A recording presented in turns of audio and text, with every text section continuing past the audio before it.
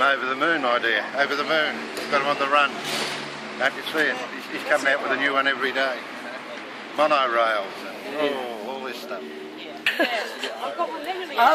I'm glad that we've been able to delay drilling as much as we have, and hopefully this project doesn't go through. Fantastic. Nothing really inspirational. Oh, well, a bit lost. Don't know what to do with myself now. It's a bit early. They started already at 5:30. Just have to give the Centrelink officers down in here. Oh, I think I should head straight there. Yeah. Yeah. You know, time to get a job now, I guess. Just have serial pass. Can we picket the Centrelink office? But yeah, it's been shown we've delayed it. We've made it into. I think it's another great effect is it's become like a big issue. Like everyone knows about this now. It's helped to swing public opinion. Like we all know it's quite unpopular now, and it wasn't like that at the beginning. So it's kind of kept it in the consciousness of people, even people that don't normally follow this sort of stuff. So, what were you doing down there? What was I doing down there? Just engaging in a community member looking after protecting their neighbourhood and trying to stand up for justice against this this policy that we never got to vote on, that was foisted upon us, and hopefully we're going to stop it. It's really good. I think they abandoned 9 holes or something, and they're telling people more lies.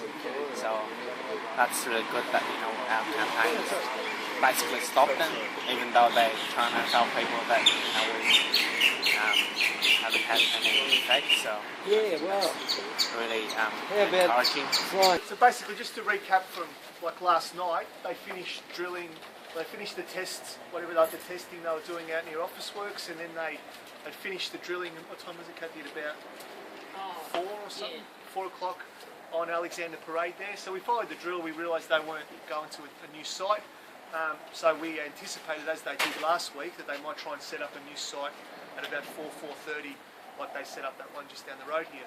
So we got, sent the text out, got everyone to come down and meet here, given the fact that there was no new sites.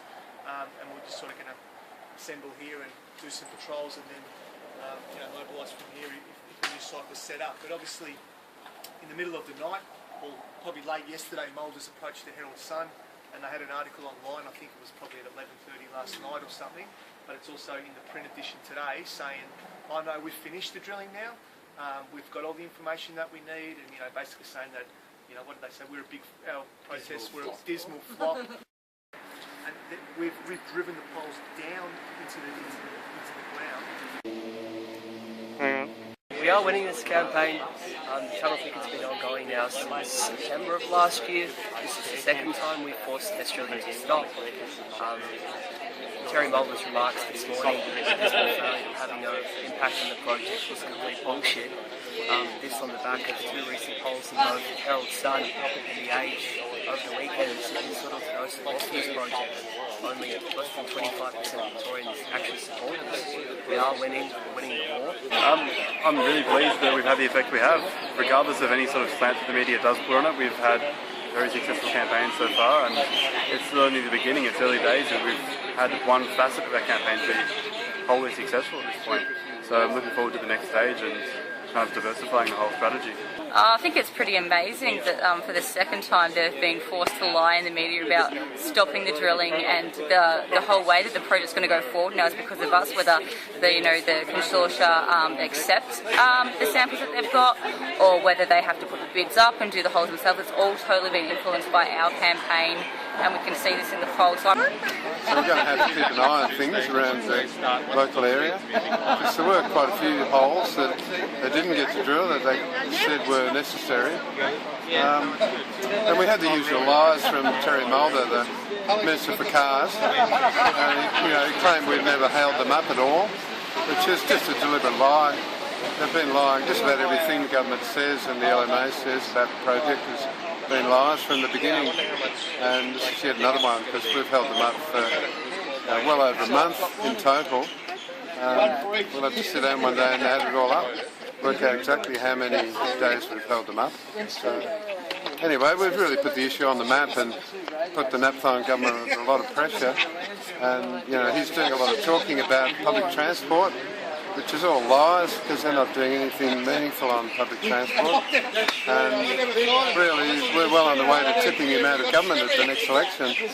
But also the other part of our campaign is pressuring Labor because their list of alternatives at the moment is monumentally pathetic. It's really, you know, 50 grade separations. It's most of the money, and that's a measure to ease congestion for cars.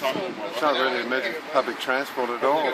So we need to keep applying a lot of pressure to Labor as well to get a real alternative which is all about public transport.